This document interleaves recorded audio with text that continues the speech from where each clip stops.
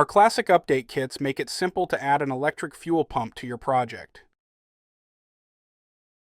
We recommend using a relay along with your electric pump, and most of our vehicle-specific classic update kits have a pre-installed ignition trigger wire in the dash accessory plug for this purpose.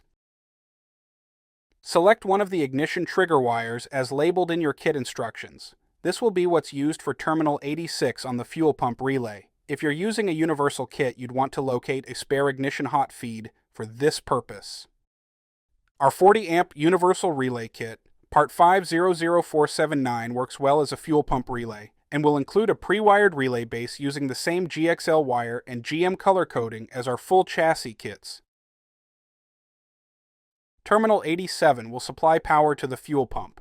You'll want to be sure to match this to what's listed as the power wire in the fuel pump instructions, because color coding could change depending on the manufacturer.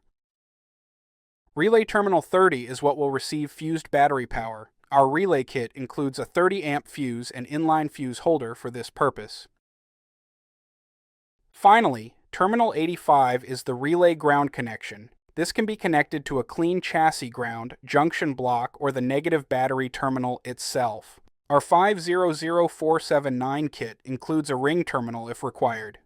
Setting up your relay in this way ensures your fuel pump will run anytime the vehicle has ignition power. This is an important distinction because connecting the relay to a constant battery feed means the pump will not shut off when the key is removed, which would be incorrect.